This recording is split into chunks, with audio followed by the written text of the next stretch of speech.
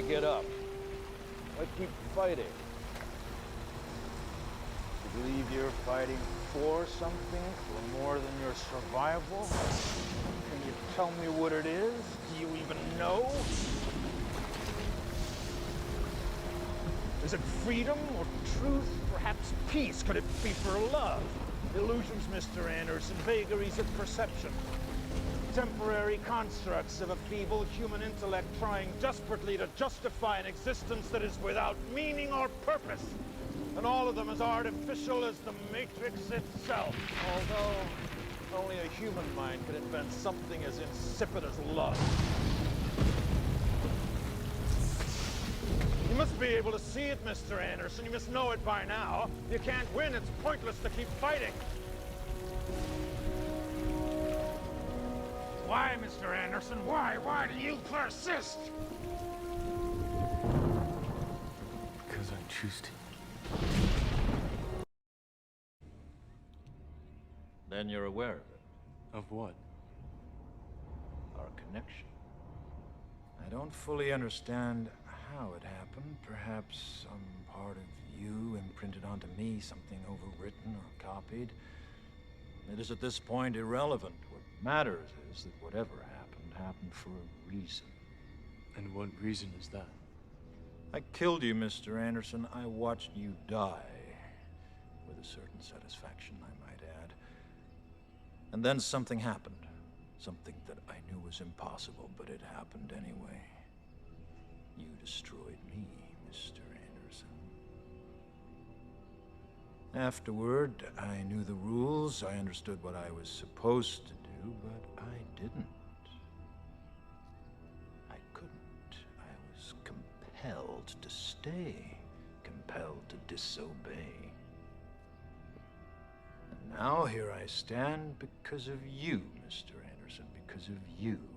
I'm no longer an agent of this system. Because of you, I've changed. I'm unplugged. A new man, so to speak. Like you, apparently free. Congratulations. Thank you. But, as you well know, appearances can be deceiving, which brings me back to the reason why we're here. We're not here because we're free. We're here because we're not free. There's no escaping reason, no denying purpose, because as we both know, without purpose, we would not exist. It is purpose that created us. Purpose that connects us. Purpose that pulls us, that guides us, that drives us. It is purpose that defines. Purpose that binds us. We are here because of you, Mr. Anderson. We're here to take from you what you tried to take from us. This part is very clear. You're nothing but a pawn, and you'll remain a pawn until you play. The rules are clear. Take what they give you, give away what you have to, and the difference is yours. The question is, how big is the difference? Are you really intending to win? Well, why not? There are lots like me, and we're the actual players. Because on one side of us are the real cattle who let TV do the thinking for them, while on the other is power who believe that we are shit and feeble-minded cattle. Over in the barn, they want us to take care of them. But a long time ago, they gave up on themselves, and now they won't lift a single finger. While those who have real power became more than the rest. Became gods. They sit so high up that they can't see us as either a serious enemy or a trusted friend. They have only one problem, that they're not immortal. That just leaves you and me. Sometimes I benefit you, other times you me. Everyone plays a game of their own. Think you're a player, do you? I play like the great ones. Take the authorities. Quite unceremonious, but they do have a few lively plays up their sleeves with the people. Every couple of months, they let them blow off steam. Elections, Black Friday, a new auto plant, the latest installment of Star Wars, the Super Bowl. And the people just gobble it up. But when people have holes in their pockets and nothing to eat, who's responsible for that? So now, without their beer and football, they need a sacrifice. And you can be certain that power will provide them with a patsy. And it'll be us, understand? So that is the game. Here are people who don't care about themselves, and here's authority that doesn't care about them either. And here we are in the middle, who sort of owe something, but what and to whom? It's not clear. How pure and simple. You're more naive than you look. But you're right in that we are like butter that is spread between a thin layer of caviar and moldy bread, which reminds me of a fairy tale. Once there lived a poor wolf, and nearby lived a very powerful and rich fox. They grew up together, were in the same class at school, but now they were different social classes. The fox's life was like a fairy tale. One day the wolf came to him and said, "Teach me to do it. I'm tired of my life and I want to play with the big boys. I want to live like you. Tell me what to do." The fox answered, "Don't sweat it. I'll fix up a place for you. You'll have a cushy job. You'll sit in a chair, quietly catch fish. By the rules. Don't fuss. Take a lot here, a little there. Anything will do." So the wolf nervously looked around and saw that everyone was doing the same thing. And soon it was all working. He caught big fish and little ones. One day the fox came to get his share of fish, but the wolf said to him, "Sorry, brother, this fish is stuck to my tail." So the fox went and unstuck it. He cut the wolf's tail off and unstuck the fish. Good thing the wolf wasn't using his for bait. That's what happens when you play by someone else's rules. Why are you telling me your tale's here if you're so... Once there lived a smart guy like you. He found a job, settled in, and slowly rolled along with his life. Then he looked around and rolled a bit faster. He was allocated a budget and he administered it wisely, and by the rules, he got his cut. You know what I mean? Why would you ever build a fence for $1 million when it can be done for so much more? So he rolled on like this. The books looked good. Sometimes they didn't quite balance, but mostly it was a well-oiled machine. He'd give a taste to get off in court, give a taste to avoid an audit, he'd give a taste to whomever caught him and get away. But came the day he decided, enough. I've made enough for myself and my kids. No more risk. Everything can change. I'm leaving the game. Quietly. I need to move my money out and leave. I got away from Grandma. I got away from Grandpa. I got away from the traffic cop, the prosecutor, and the tax police. And I can get away from you, Mr. Fox. And what? What? Just letting him go would have been a total loss for the fox. Nobody leaves. The fox hates feisty people. To those who want to leave, he gives a very tough time. Bounces them from the tax police to the DA to court, bleeds them dry and tosses them in jail. You asked for it, gingerbread man. Why are you silent? Hello? Are you even here? Leave him alone. He looks like he's asleep. What can I say? You seem to be making some good points, so I didn't... You're born and put inside a box. You go to school and tick boxes. You go to work, driving in a box. To work inside a box, staring at a box. And when you die, you're put in a box. The only life worth living is outside of the box. You're born and put inside a box. You live in a box. You go to school and tick boxes. You feel off, turn your body on. Lift, run, train. When you overthink, turn your body off. Sit, journal, meditate. Your body isn't just a home, it's a vehicle. Use it to change yourself, physically and mentally. Your goal should not be balance, it should be contrast. Obsess in work, relax in life. Spend time at the edges, in deep work and deep relaxation. Train with all your effort, then recover effortlessly. Because balance doesn't protect you, it limits you. Surround yourself with relentless humans, people who plan in decades but live in moments. Train like savages but create like artists. Obsess in work, relax in life. People who know this is finite and choose to play infinite games. Find people going up mountains, climb together. Surround yourself with relentless humans, people who plan in decades but live in moments. Train like savages but create like artists. Obsess in work, relax in life. People who know this is finite and choose to play infinite games. Find people going up mountains, climb together. Put yourself in places you don't belong. Sign up for a marathon, speak on stage, start a company with no experience. People will tell you to be realistic, to drag you down to their version of reality. Resist. When you start before you're ready, reality shifts drastically. An alter ego, a version of you that's limitless. Make your weaknesses their strengths. Make your insecurity their confidence. Give them a name, give them traits, create an amazing character. When you need them, let them take over. And eventually, you won't need to pretend. It will just be you. What's good, y'all? What's good, YouTube? Hope y'all being blessed on this Tuesday. I'm gonna talk to y'all right quick about the destiny blockers. Get rid of all destiny blockers in your life.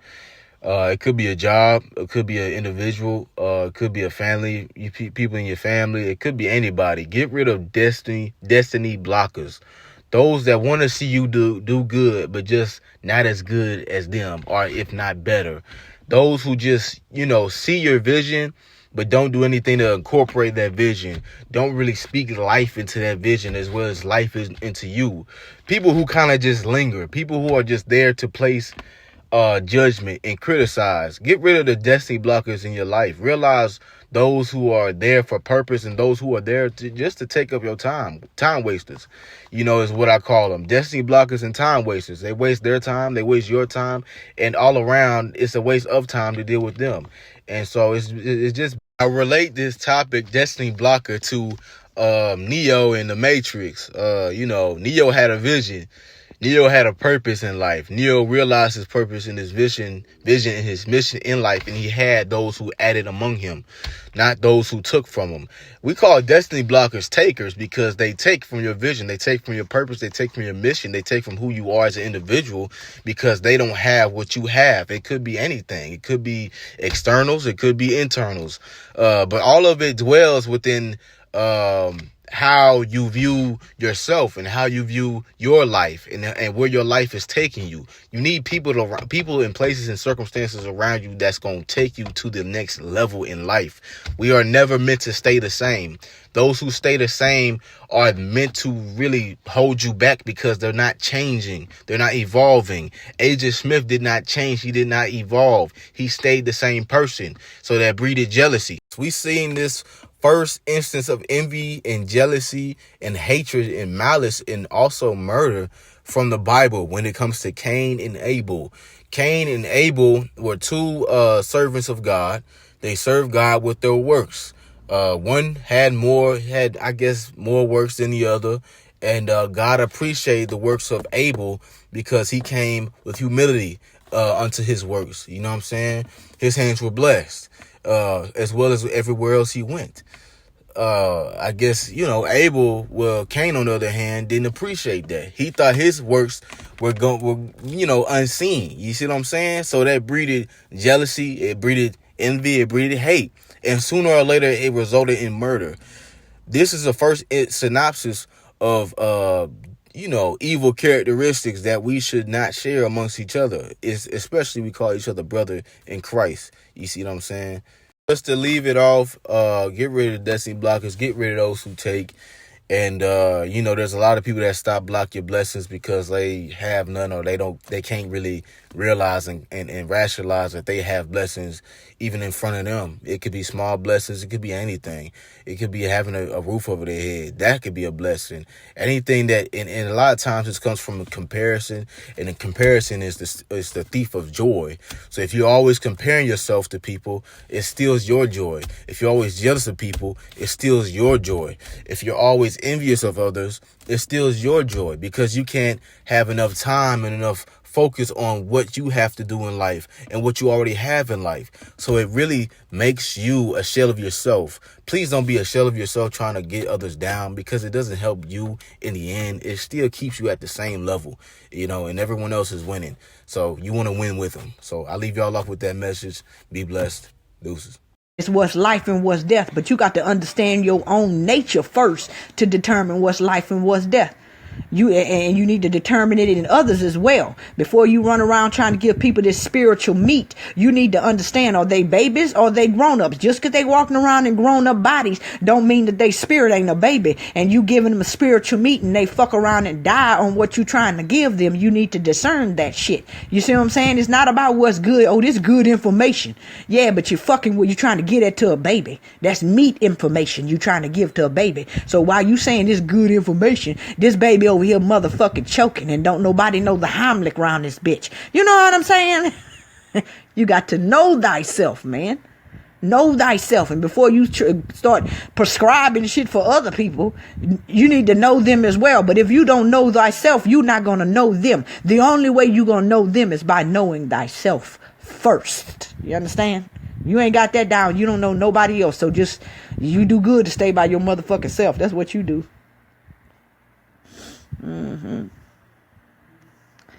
Let's see what we got. Is numbers created by man to understand energy? Divinity? No. See, technically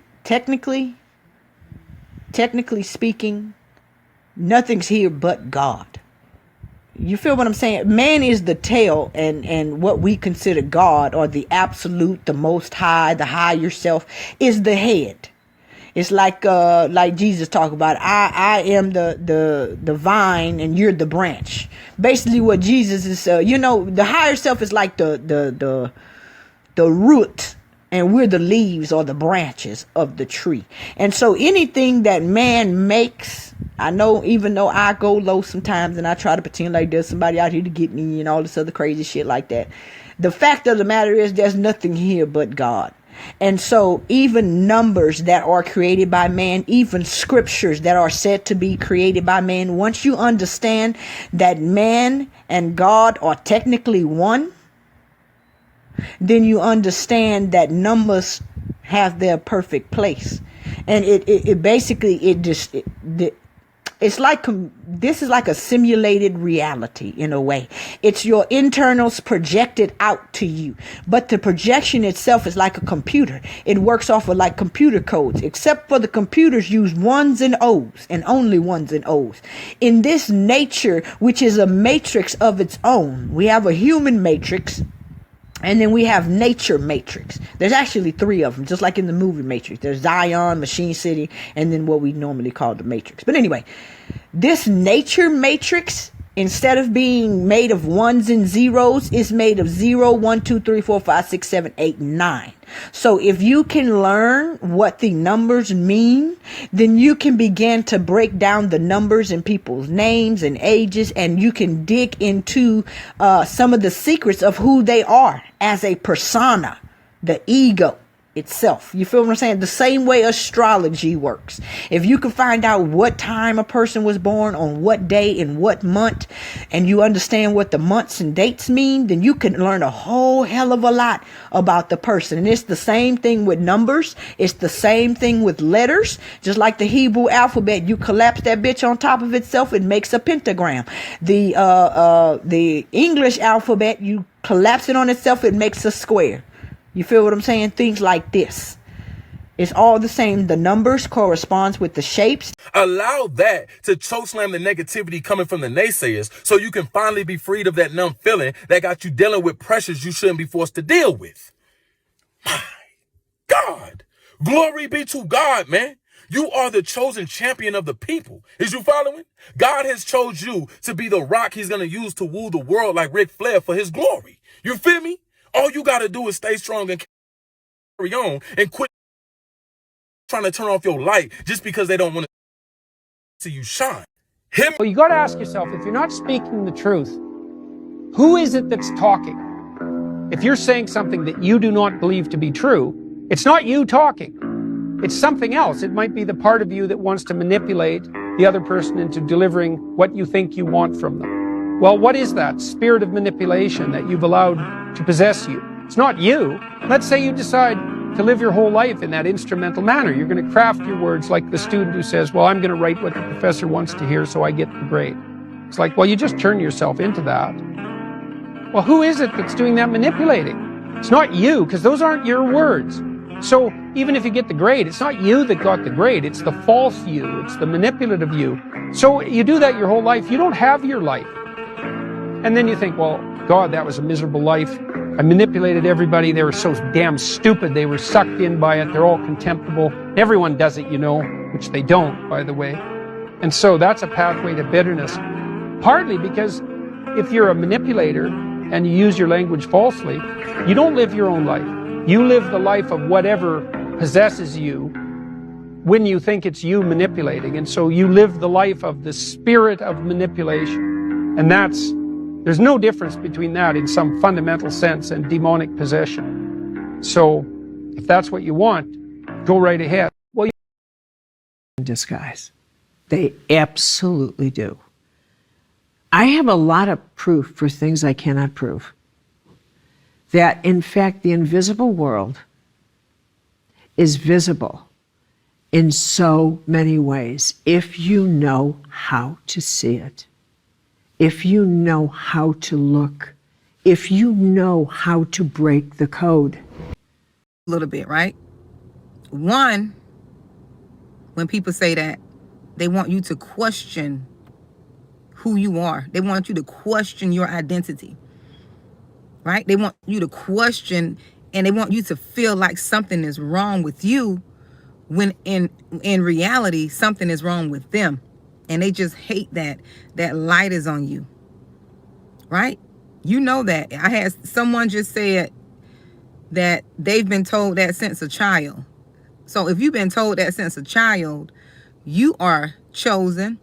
And those people saw that light in you. They saw that difference. They didn't understand what it was, but they didn't want you to find out what it was. And it's your uniqueness. They didn't want you to find out what it was, right? They wanted you to lose your identity. They wanted you to feel like something was wrong with you. And another reason people say that, if you're older, right? If you're older, people say, you know how she is because they can't control you. They can't control you. That's why they say that. Oh, you know how she is. Yes, you know how she is. You know we can't control her. You know we can't manipulate her. You know, we can't get her to do what we want to do through manipulation and deceit. That's what that means. You're not easily controlled. And when you're not easily controlled, they're going to hit you with that. You know how she is. You know how she is. What in the world you mean by that? Right? Don't allow anybody to make you feel that you are nobody. Always feel that you count. Always feel that you have worth. And always feel that your life has ultimate significance. Niggas need to your plans. It feels like if it feels like somebody's trying to stop you from succeeding, they are. Okay, there's no reason why you should get a feeling of somebody trying to stop you from getting ahead. That person is possessed. Okay, and the person themselves aren't a bad person. The person themselves aren't evil, but what it is this person has become possessed, whether they have done certain things they weren't supposed to do, whether they did certain activities they didn't have any business doing. It's certain things that you could open yourself up for demonic possession. Like people will behave a certain way, and people will, let me do this evil deed. When you do an evil deed, when you do bad things, you're opening yourself up for demons. You're opening yourself up to be possessed, because when you do bad things, you're opening yourself up to be used by the devil. Okay? They don't even get that what they're threatened by is actually an opportunity. When you out here and you trailblazing and you're doing certain things, that's an opportunity for the people who are your peers. That's an opportunity for the people who are supposed to be your friends and family. But instead they look at it as a threat. You know why? Because this world is under a strong delusion. And although the truth is right in their face, they cannot see it. The Bible says the world was given over to the hands of the wicked. So these people will be delusional. They will be serving Satan and not even realizing. Why? Because the masses are serving Satan and don't realize it. They serve that dollar in their pocket. That dollar with the pyramid, that's what they serving. Now, of course, you need to make money to make a living, but these people love the money more than they love themselves and love their friends and family. They got more compassion for dollar bills than a person on the streets. And that's the problem. Like, people are really under a spell, yo. I'm telling you. Somebody said, I need you to think a little bit deeper on how this matrix works, right? A lot of people around you, they have demons on them. Now, These demons know when they're in the presence of someone who is chosen. They know when they're in the presence of somebody who has the light. So that person may not even understand that something's operating in them. They're just a vehicle. And there's something else there that's driving this vehicle. And a demon's goal and job is to destroy those who have the light. And also destroy the vessel in which it inhabits. But their main goal is to destroy those who are a threat to their demons, they're a threat to them. Same way when Christ approached them, hey Christ, have you come to send us to hell before our time? Listen, when you righteous are in the presence, they get afraid. So that demon gets fixated and tries to figure out a way to take you out. So you'll meet a person on the streets and you believe that this individual is just somebody that you happen to come into contact with. You think it's just a connect. You think it's just a brother that you can hang out with or a sister you can hang out with. And you don't know what they doing behind the scenes. You don't know what they dabbling in. You don't know what kind of idols they have in their homes. You don't know what kind of demons and spirits they dealing with. So when you dealing with this person, they may be plotting on your very life.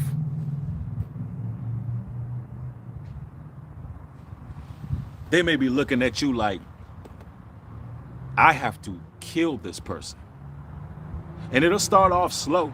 It ain't like they gonna meet you and be like, oh, I'm gonna take him out. No.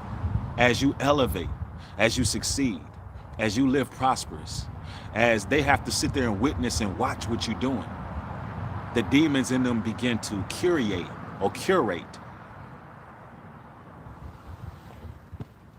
They literally begin to get beside themselves because they're no longer operating within themselves. Now it's something else. Now they beside themselves and they just looking at you. They irritated at your every accomplishment.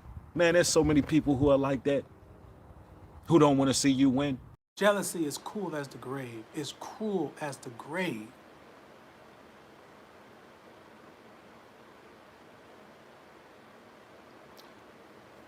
You ain't gonna never stop it. We ain't gonna never stop jealousy. But you can protect yourself from it. It ain't gonna never stop. It ain't gonna never stop. There's always gonna be somebody hating somebody. Cain and Abel. You know, brothers. Jealousy. How do you overcome your jealousy? Have you, I remember when I was in the game and I was starting out and stuff, and dudes was rolling, I was inspired. And I felt like, listen, I'm going to outdo you. I didn't want what you wanted. I didn't covet what you had. I felt that I can outdo you. I didn't covet what you had. You know what covet is? Covet is if somebody has a Benz, you say, instead of saying, I'm going to get my own Benz, you say, I'm going to get his Benz, that one he got. You covet somebody's stuff because of jealousy. Not that I'm going to get me a Benz, I'm going to get his Benz. Covetousness. And the root is jealousy. But you're going to get somebody else's wife. I'm going to get her. Not that I'm going to get me one like her. I'm going to get her. I'm going to get his house. Maurice, thank you for that 5. You feel me? That's the spirit in our communities. We want to get that person's thing, not produce our own, because we're jealous. And that's cold-hearted. And don't care what happens to that person. As long as the residuals is that thing that they have. If I can recoup what that person has, I don't care about whatever happens to that person. Because you're jealous. And that means you have a cold-blooded, hard heart.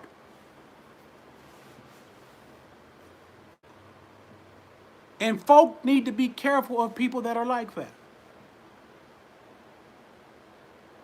You need to recognize what it looks like, recognize how it acts, so that you can defend yourself from the end of that person's objective, which is to cause you harm and pain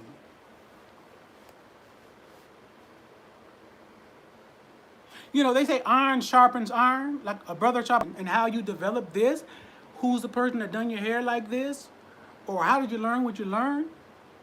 They can't do that. They can't do it.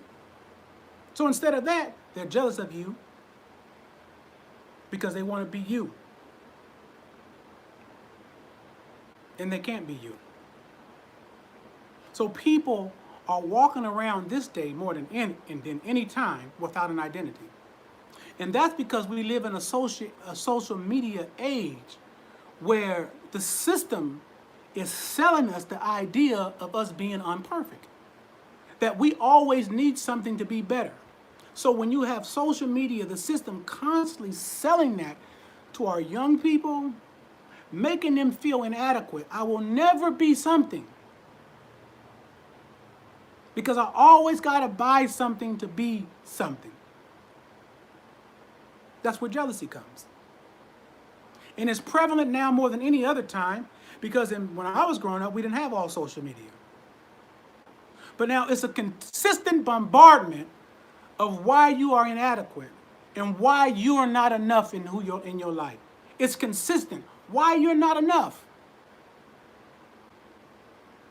We didn't have that when I was growing up.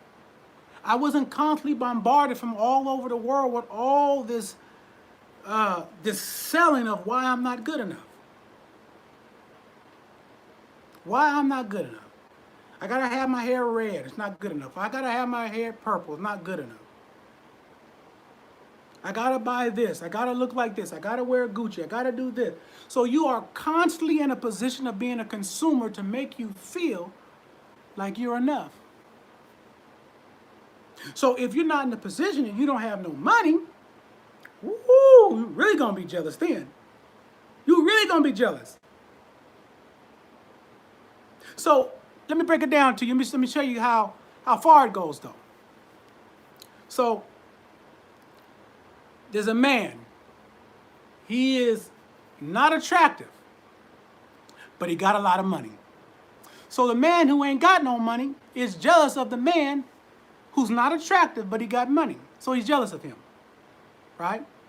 The man that's not attractive, that got a lot of money, is jealous of the man who got a lot of money and is attractive too, right? The man that got a lot of money gets you into a level that you reduce yourself and your brilliance down to a level that they've mastered, which is pettiness, foolishness, and jealousy. They mastered that. You ain't got a chance. Keep the conversation elevated. There's a thing called tendencies. You don't always win because you're the most skillful, or you got the biggest army, or you got the biggest strength, or you got the best arm, or you got the fastest players. Sometimes you can win just because you recognize the tendencies of your opponent. And understand this, at this time in spiritual battle, spiritual warfare, whatever you've been going through, you understand the tendencies. Every time this happened, this happened. Every time this happened, this happened. People been coming after you for a long time. So now you recognize the patterns, and that only make you more strong. People cannot believe it, man. They can't believe it. They can't believe that you surviving. They can't believe that you thriving. They cannot believe it. They just knew it was a wrap, but it ain't. Big Boss Man Collective. Just be careful. Be careful. Because this day is going to manifest things in people that you would not believe.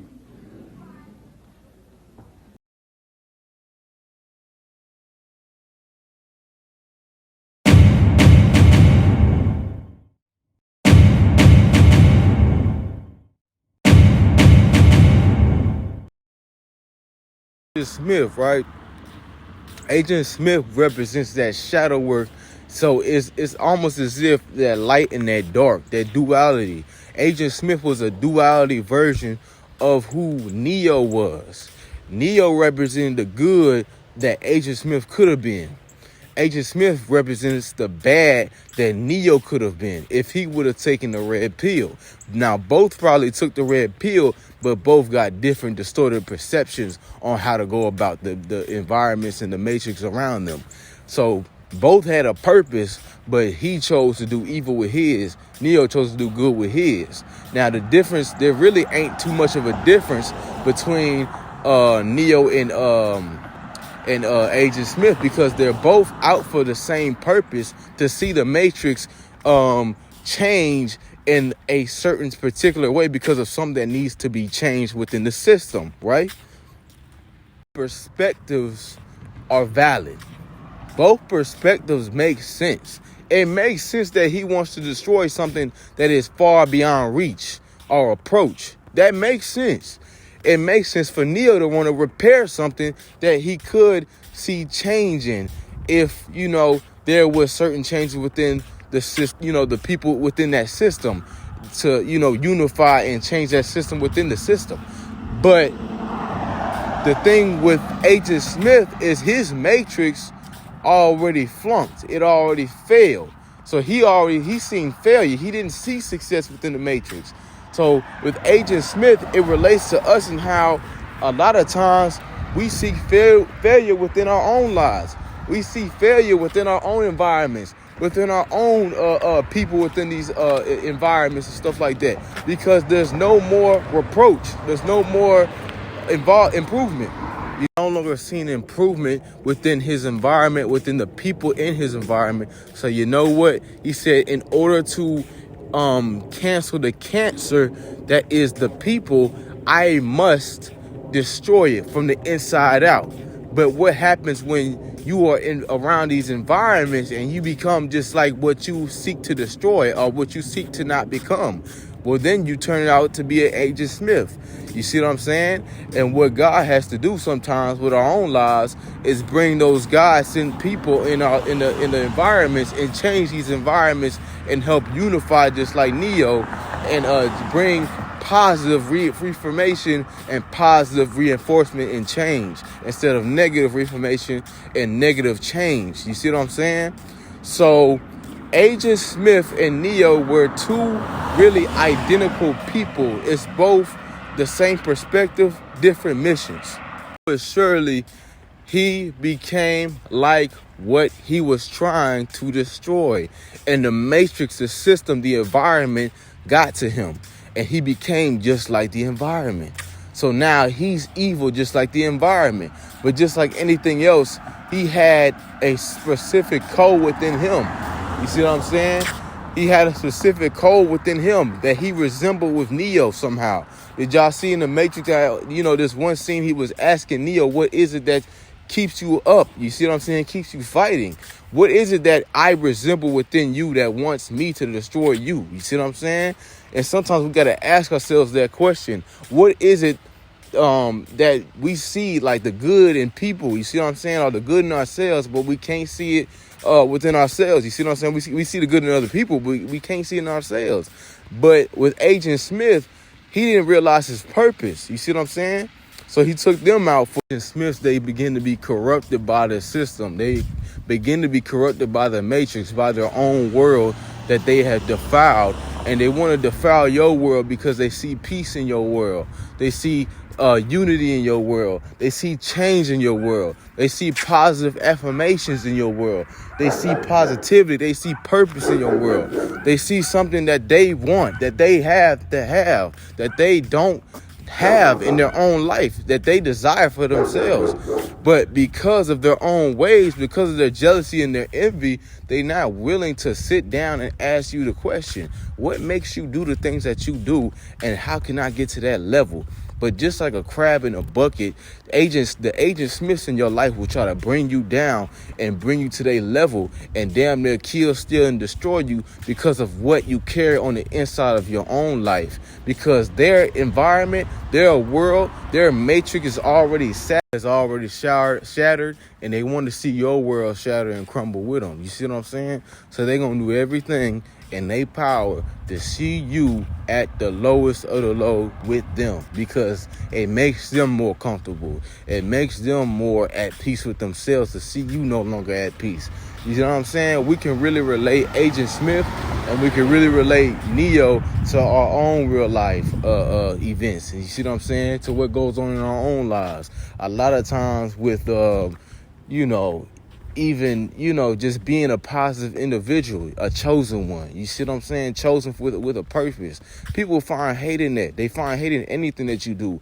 We talk about haters. We talk about people who just hate on people for no reason. Why is that? Because you have your own identity. You have your own way of livelihood. You have your own light. And whoever doesn't have their own light, they're going to dim yours. You see what I'm saying? Just like an Agent Smith. All about individualism.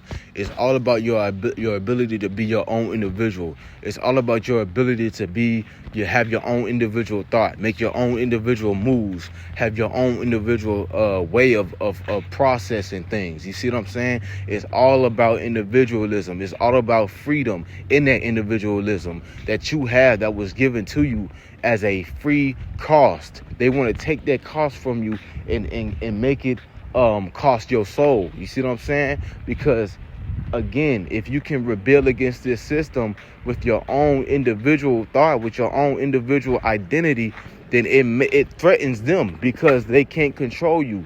They can't take you from who you are. They can't tell you who they want you to be. The system can't corrupt you just like an Agent Smith. It can't come into your environment and distort your reality. You know what I'm saying? Because you have a foundation of who you are and who you are destined to be. Firm in that ability and that identity, then you can stand firm into who you created to be, into your mission, into your purpose, and you can move forward with love. You can move forward with kindness. You can move forward with unity even, and create your own world. You feel what I'm saying? Create your own matrix. It's about individualism, man. And if they can take you from that, then they can take you from that matrix. They can take you from your own reality, and they can take you from who you are and put a price tag on your soul and make you just to be out like an Agent Smith. You see what I'm saying? Look, don't be no Agent Smith, fam. Think different, walk different, move different, talk different, because you have your own individual thought. You are your own individual, and can't nobody take you from who you are but you. Don't let yourself be an Agent Smith and get the Agent Smiths that's around you away from you, because they're envious, they're jealous, and they mad that it's you. Making me even more madder by completing your purpose and your mission. Deuces. What's good, YouTube? Welcome back to another video. This is Eli Talks TV. I'm back with another video. In this video, I'm going to be talking about Cain and Abel. Identity crisis. And I'll be speaking about how this plays a part in the serpent seed. You see what I'm saying? A difference between God's people and the devil's people. Who God sends, who the devil sends. Who is of evil deed and who is of good deed. You get what I'm saying? Based on the spirit. So let's get straight into Cain and Abel and the story of Cain and Abel. So with the story of Cain and Abel, Cain was birthed from Eve, right? Cain was birthed from Eve, and so was Abel. Now the difference between Cain and Abel was Abel. So God also asked him, are you not, like, where is your brother? You know what I'm saying? Where is Abel? You see what I'm saying? What did you do with Abel? He found out that he killed Cain. You see what I'm saying? Well, Cain found out that, God found out that Cain killed Abel. He said, why did you kill him? You know what I'm saying? That's your brother. Why would you kill your own brother? But he knew why. He just wanted to ask Cain to see where his heart was at, to see if he would actually confess of his sins, confess of his wrongdoings, and be redeemed. But Cain was so prideful that he didn't want to confess it. So he eventually ended up suffering through whatever guilt or pain or judgment that he was going to be sent to suffer from. This was also resulting in pride, because he had too much pride to admit that he was wrong in that moment, that he actually killed somebody that was sent to help him. You see what I'm saying? On the same mission. So, yeah, man, it's a lot. And so God had to get rid of him. After that, Cain had moved as a wicked man, you know what I'm saying? He was marked from God, you see what I'm saying? Not to be touched, not to be murdered. But whoever sinned just like Cain would suffer 77 more times, just as much as Cain did, you know what I'm saying, when he murdered. And they will be of the same, you know, serpent, of the same seed, of the same sin, of the same family, you see what I'm saying? And they will serve the same God eventually. So he casted them away, and he walked away as a wicked man, laid down and made, I forgot what the baby was, but he made the kids, and, you know, the kids eventually made the other kids, and that was that. And eventually he had to move with shame. He had to move with guilt. He had to move with that target on his back, because he now knows that he is a target for, you know, evil. You see what I'm saying? He's a target for evil now.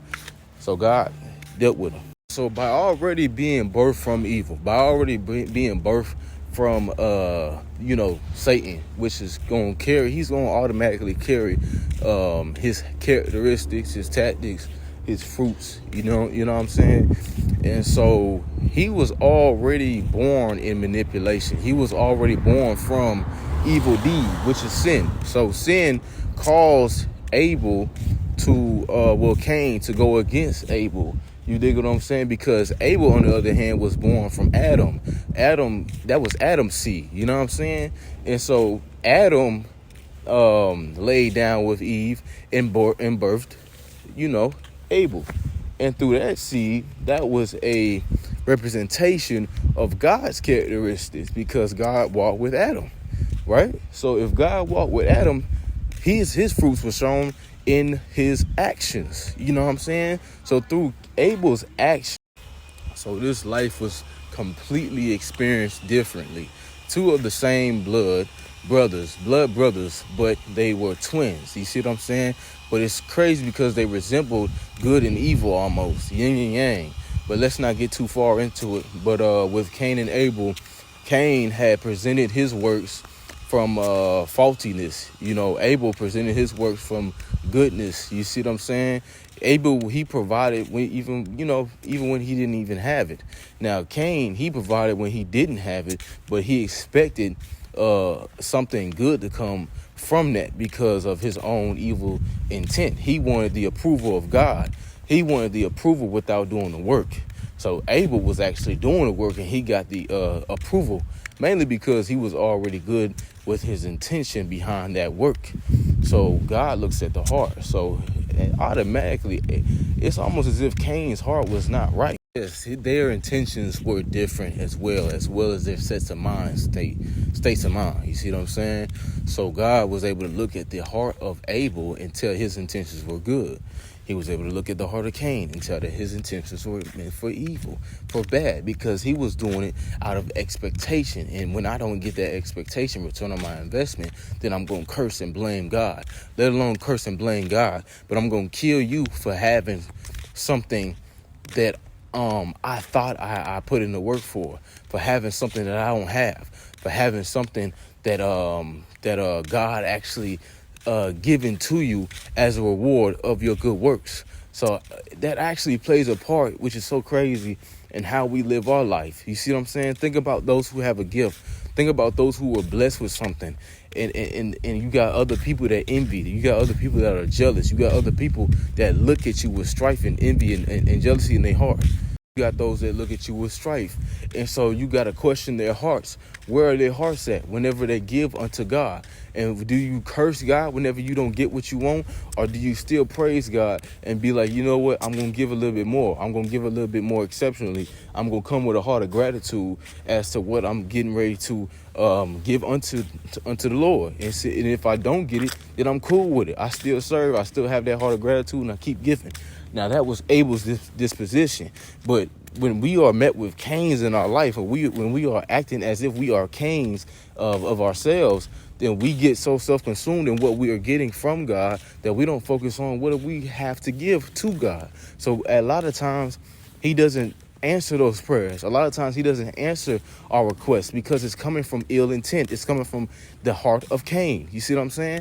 And so it's harder to receive blessings when you are in the way of your own blessings. By being in the way of his own blessings, by not seeing his fault where he went wrong, by not seeing that he actually is in the wrong heart posture, he is in the wrong intent as to why he is trying to compete with Abel instead of be alongside with Abel, let alone learn from Abel and get better on what he has given unto God, and get better in his own self-improvement, in his own life, in his own acts of service, in his own will, in his own intent for what he is getting ready to receive from God or trying to receive, right? So he gets jealous at Abel because Abel is receiving and he's not. So that stirs jealousy, that stirs envy, it stirs strife. And instead of trying to be a help, he actually goes to the extent to where he wants to kill Abel. And he actually does kill Abel, because anywhere strife, anger, and envy and jealousy thrives, you will also see murder. So anywhere that you see these things start to thrive, you will also see a murderous spirit. So that drove him to ill intent, because it was a sinful deed. It was a sinful act. It was a selfish act. Just because I see you with more, I want to destroy you. That's that crab in a bucket mentality as well that comes into play. So you have to steer clear of Cain's in your life. And by being that Abel, giving unto God and receiving from God because of your good heart and your good intent towards God, you will allow yourself to reap the blessings of God because of where and how you're postured. You know what I'm saying? And so this rubbed Cain the wrong way, to where he was actually murderous. He was evil. But he didn't take accountability for his evil. He didn't take accountability for the murder of Abel. He didn't even care. He just murdered him and kept it moving. You know what I'm saying? Went on about his business. So by him ignoring accountability, right? By him ignoring the fact that he just offed his own brother because of jealousy, because he wasn't receiving, because he wasn't willing to put in the work, because he wasn't willing to lay down his own ego and pride and actually see, where do I need to improve in order to receive just like my brother Abel? But instead, he chose to take away his inheritance. He chose to take away from him what he didn't have, what he lacked, what he found as competition. Because, a lot of times with Cain, or just with the Cains in general, these devilish evil people really derive from an evil intent as to what they do in life, because they are expecting something to come out of what they're doing with the wrong intent. So it breeds jealousy whenever they see you or they see me having the fruits of our. So just like in modern times, you see it even with, people outside of the Christian faith. They say, why do you believe in this faith? Why do you have joy? Why do you have peace? Why do you have fruitfulness? Why do you have this calmness, this groundedness about you, if all these things are going on? If I'm persecuting you, if I'm sitting here attacking your faith, attacking who you are, attacking your character, why do you continue to pursue something that is outside of you? Why do you continue to serve a God that doesn't always provide and serve unto you? Because my intention behind me serving God is not predicated on what I can get from him. It's predicated on what I can, how I'm gonna be of a service to him, so that way I can receive more than I get. You know what I'm saying? More than I even gain. You know what I'm saying? So that allows for me to be more at peace with what I've maintained, because I maintain a presence of gratitude through that giving. So in that example, you can also take the world as almost as if they are Cain. It's like they live this certain type of lifestyle, and then they see you on the other side, and they kind of persecuting you. They judging you. They're getting to the point where they're getting slanderous, because they don't see what you see. They don't see how you serving and still maintaining while you serving, and not even probably even getting nothing back. But God's also rewarding you in the process. But that breeds jealousy in the world. So they persecute you, they assassinate you, and they murder you spiritually, emotionally, mentally. And they murder you because it's a murderous spirit. It's a jealous spirit. It's an envious spirit that's on the people, that's on the nation. And they want to gain control by really changing the narrative on who you are, because they are not who they are. It's all in identity crisis. It's all in who I am in God, who I am in the world. It's all an identity crisis. If I can take you from your position, well, if I can't beat them, I might as well join them. But they don't even want to join. You see what I'm saying? They rather just beat you. You know what I'm saying? If they feel like they can't beat you, they automatically feel as though you are a threat to their successes. They think that you are a threat to their kingdom. They think that you are a threat to their gods. They think that you are a threat to their land, to their, you feel what I'm saying? So they want to eliminate that threat. You see what I'm saying? If that involves killing you off, then that's what they'll do. So you see that now with persecution. You see what I'm saying? With them persecuting the Christians. I heard that they are persecuting Christians also in Israel now. You can't speak about God online. No, can you speak about God outside? You see what I'm saying? Because now they're persecuting you. Because this breeds hate. You know what I'm saying? It breeds hate amongst the nations, amongst the people. And they don't understand that they can access the same thing that you got. You see what I'm saying? So just because they don't have an identity, they'd rather rob, steal, kill, and destroy you of your identity. You know what I'm saying? Again, I mentioned this mentally. Satan has to wear out the saints. I mentioned this physically. They will physically kill you. You know what I'm saying? If they got to murder you, if they got to stone you, they will stone you. Emotionally, they will emotionally wear you out, get you to the point where you no longer have an ideal of who you are, let alone in yourself, let alone in God. They take you and strip you of that identity and call you who they want you to call you, name you how they want you to name you. See what I'm saying? And take you and strip you of that individualism. It's all about individualism. It's all about how can I be my own individual? How can I think? How can I process? How can I move? You see what I'm saying? And if I can stick to those morals and those ways of guidance, then I can be my own individual. I can be my own successor in my own world, moving my own way. Because this also breeds jealousy. This also breeds envy. This also breeds hate and strife and anger. Because you have something that I don't have, which is an identity. When we say our identities are rooted and presented in Christ, when God tells us to put on the full armor of God, right? To strap ourselves with the breastplate, to arm ourselves with the shield and the sword, you know what I'm saying, and the helmet of salvation. He's meaning that you will have to fight and deal with evils in the world that will go against you, that will be in opposition amongst you because of the inheritance that you are destined to receive, because you are walking as able amongst this earth, amongst this nation full of kings. And these kings want to take you out because you have something that they do not have, let alone will they work for it. You know what I'm saying? They're too lazy to work for it. So instead of working for it, they would rather destroy you of it because they'll think that they'll place themselves in position to receive it. So by thinking that they will receive your inheritance, that means them wanting to kill you off. You know what I'm saying? Let's flip the script right quick. Let's change it to the Matrix. Y'all see the Matrix, right? With Agent Smith and Neo. Neo had something that Agent Smith wished that he had. And by comparing this to Cain and Abel, we see with Agent Smith that Agent Smith was still trapped in this Matrix. He wasn't really trapped in the Matrix, but he was outside the Matrix looking in, just like Neo. So he was also a one. He was also a chosen, but he chose a different path based on his own ego, based on his own evil intent, based on his own way of trying to gain instead of give. So Neo was predicated on giving instead of gaining. Neo was on an act of servitude to humanity. Cain, just like Agent Smith, Cain was wanting to receive from humanity. So by Agent Smith wanting to just receive and gain, he became evil.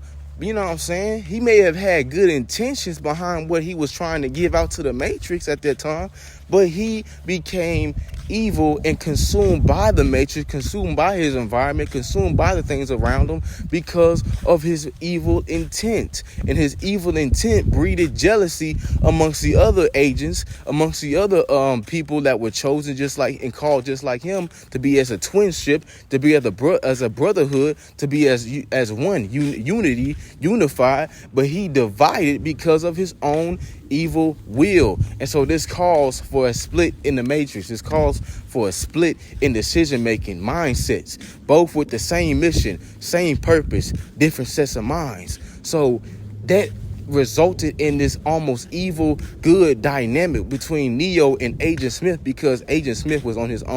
And so again, both missions the same, both purposes the same, different states of mind, different states of intention. It's all about intentionality. What are you doing? What works are you doing unto mankind, unto God, that is it good works or is it bad works? Even then, your good works won't even enter you into the kingdom of heaven. It's all about your intentions, your heart posture towards those works that you are getting ready to perform. You see what I'm saying? So that determines the outcome, let alone the gratitude and the altitude of your attitude in the world that you create. You know what I'm saying? We can relate that to the Matrix, or we can relate that to biblical terms. So with Cain and Abel, and you know, relating that to Agent Smith and Neo, with Agent Smith, he seen something in Neo that breeded jealousy, because he understood that he has something that I don't have. And by me not even wanting to at least acknowledge that or uplift that, instead of him trying to acknowledge that and uproot that and work alongside with Neo on discovering that purpose, he would rather have jealousy, harbor anger and jealousy in his heart, and use that against Neo, off of his own projections, off of his own assumptions of who he was. You see what I'm saying? Because he was once in this world called the Matrix as well, but he chose a different route based on his intentions. So with Cain and Abel in the Matrix and Neo, this all resembles and coincides in a way, because it's almost as if we have a choice. You see what I'm saying? We have a choice to do certain wills and certain intentions amongst each other and amongst God, and that will determine who we become and who we grow up as. You see what I'm saying? Good or evil, with evil intent, good intent. But that also has a play in the serpent seed. Let's talk about the serpent seed. So, again, going back to the serpent seed was predicated on him basically being birthed out of evil. His characteristics, his actions, his intentions immediately came and resided and designed from the serpent. So this breeded sin. He was the first man to sin against and commit evil or murder against, you see what I'm saying, a man or a prophet. So this resembled trickled down into the bloodline, to which what we have now. God said he would curse the woman, and she would have to breed pain through her birthing. And it was also said that she was also going to have to obey her husband, Adam. And Adam was going to be cursed to just tend to the fields, tend to the corpses, not the corpses, but tend to the land because of his sin, right? Because of him not listening, being obedient to God. So he disobeyed God. So that took him from his position. And so by us realizing and recognizing that God sends people and Satan sends people, Satan also sent, maybe he sent Cain in Abel's circle to kill him and get rid of his bloodline, get rid of his race, because of the good that he harbored. You see what I'm saying? Because of his own inheritance that was promised to him. That was probably predestined. And so Cain ended up being cursed. But we have to realize who's really in our lives to bless us and who's in our lives to curse us. Because some people actually come with curses and demons manifested, and they try to act as Agent Smiths in your life to try to distract you and deter you from your destiny, from your pull, from your acts of servitude towards God and self and mankind. You see what I'm saying? And they try to murder you before you fulfill that destiny. That way God does not reveal himself through the saints. That way he does not harbor his power.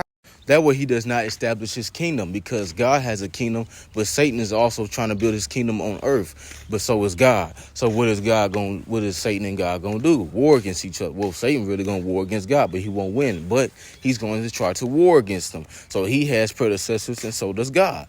So just like Neo, they had a predecessor for mankind, and so does the Agent Smiths of the mankind, the machines, right? They warred against the humans. You see what I'm saying? And they warred against that savior. So what they had to do was, right, send different Agent Smiths in the camp, send different agents that seemed like they were on the same purpose, on the same mission as Neo. You see what I'm saying? And they had to try to destroy him from the inside out, because demons harbor people as well. Some people are not who they pretend to be. Some people are not actually human. That's gonna sound crazy, and some people are not actually human in regards to being an angel. You see what I'm saying? You just never know who you dealing with.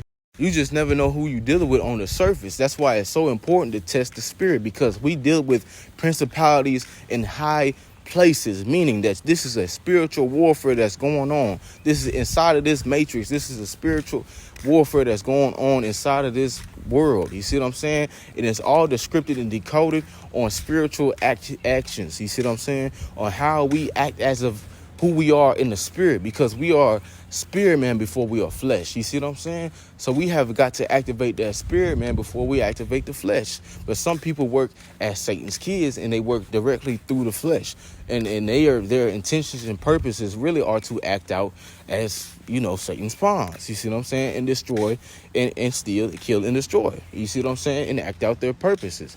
And just like the Abels in our lives, you see what I'm saying?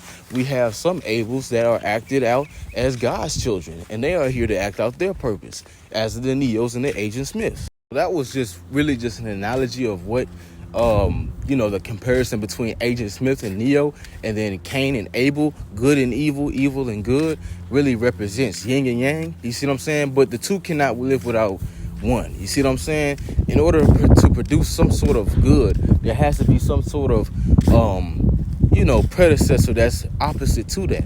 So by having that predecessor opposite to that, that gives evil purpose, that gives good purpose, because now we can have a decision making in our minds, in our mindsets, that we are able to choose between good and evil based on the purpose of that good and evil, based on the purpose of that which what we are serving or getting ready to serve to mankind, to or, you know, to God, if you have a God in your life. So that all represents, and it also goes back to Jesus and how Jesus was sent to serve, right, mankind through.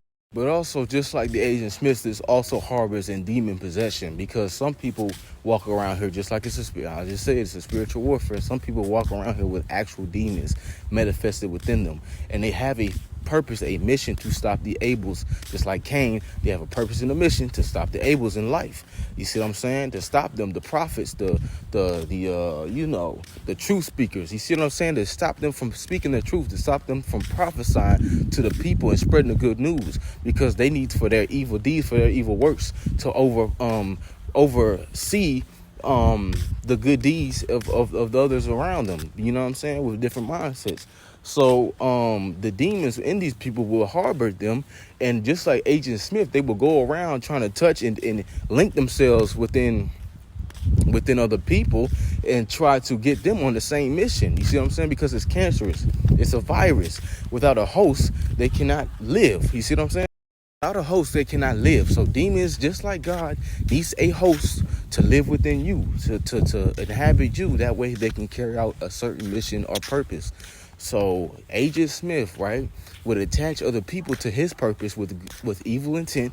He really deceived them into thinking that they served a higher purpose than Neo by, you know, doing more evil than good, and by trying to divide with love, with hate and malice and murder, instead of moving like Neo with love, joy, peace, kindness, whatever the heck, and actually strive to have a more positive perspective on the earth. So this resulted in possession, and so they need other people to agree with them. Demons need you to agree with them in order to inhabit your host and act out these actions through you. You see what I'm saying? Just like Agent Smith.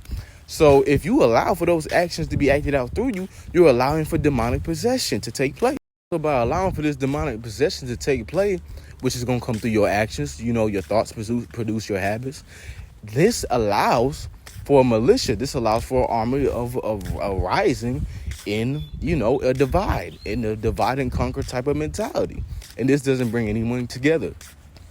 This doesn't bring forth unity. It doesn't bring forth oneness. It don't bring forth nothing but destruction and evil, because everyone is moving with ill intent towards everyone else, or towards those who have a truth about themselves, those who have an individuality about themselves, those who think, speak, for themselves. You see what I'm saying? Act for themselves. That breeds hate. So you create Agent Smiths. You create what we call haters. You see what I'm saying? And they try to attack you, stop you, and block you from your purpose because they have no purpose, because they don't have individualism, because they don't have their own thought, their own processing. You see what I'm saying? They operate off the system. And so just like with Neo had his own purpose, but he moved with love, he moved with good intent. And just like with Abel, he moved with love, good intent, and he moved with good intentions. And he strived over the hate. He strived over, their purpose on trying to destroy him of his own individuality, because he grew into it. But he grew into it with the help of others, because they seen the purpose, the mission, the vision on his life as well, and they wanted to help him out with that. You see what I'm saying? So God gonna send people and Satan gonna send people, but you gotta know who's really on your side, who's really like the Cains or the Abels, who's really like the Agent Smiths or the Neos. You got to know who's on your side, and you got to decode them by the Spirit. You got to decode them and see who they really are. You see what I'm saying? By the Spirit, test the Spirit. You see what I'm saying? See the Spirit behind these people as to why they do what they do, and you can figure out if they are for you or not. If they're God sent or devil is sent. You see what I'm saying? Wolves in sheep clothing. So this all ties back to, it was also said that God will pour out his Spirit amongst his people. What does that mean? He will also gift you with power. He will gift you with power amongst these Agent Smiths, amongst these Cains. He will gift you with the influence, the prophecy. You see what I'm saying? That he was also blessed with, that he walked this earth with. He will gift you with that, even if not more. You will do works of mine, of thy Father, if not more than what I've done amongst this earth. And you will walk as a servant of the gospel, and you will preach the gospel just as you were called, just like as I was called to preach the gospel to you. You see what I'm saying? So that's why we have prophets. So that's why he gives his Spirit to people who are able to inhabit that Spirit. You see what I'm saying? But he also gives power amongst the serpents. So you have got to trump on the serpent's head, step on the serpent's head, the devil's head, and let him know that, man, look, I've got power, I got individuality, I'm a free thinker. You see what I'm saying? I can decode the Spirit, and I can decode the Spirit, and I can also war against the Spirit, because I know who you are by your Spirit and not by your flesh, because your flesh is telling me one thing, but your Spirit is telling me another. You see what I'm saying? And so by that, we can actually move in discernment. We can move in who is called and who is sent in our lives to be a distraction, to stop, block, or bless us. You see what I'm saying? So this allows for us to move with caution, because some people are murderous in spirit, and they want to see you down because they down, because they don't have their own individualism, and they don't have their own identity. You see what I'm saying? So they would rather take you of yours, just like Cain's, and just like the world, and give you their own identity, because the world has its own identity. So does God. So God's people have their own identity, and so does the world. You see what I'm saying? God has his kingdom, and so does the world have their own kingdom. It's just on what you choose to do through acts of service, how you choose to serve. You see what I'm saying? And that determines which path that you've chosen and which path that you are on. So y'all take that, be blessed by it. You see what I'm saying? If you gain anything from it, let me know in the comment section, or, show love. Give me a like, give me a comment, something like that. You feel what I'm saying? And just be very cautious out here, because a lot of times, just like in the Matrix, we are, just like how Morpheus, like God shows us that some people are not in your life to be of help. Some people are in your life and sent in your life to actually stop you. Some of them actually come as if they are angels of light. You know what I'm saying? And they bear darkness, but they are light barriers. You see what I'm saying? They bear light. They have a form of light. They have a form of godliness, but they deny the power thereof, because their power is not rooted. Their intention is not rooted in Christ. It's rooted in trying to control, manipulate, and, have overcome. You see, dominate. That's just like the Agent Smiths. That's just like the Cains in the world. But you got to move as a dove and be wise as a serpent, and leave off with that message, and be blessed.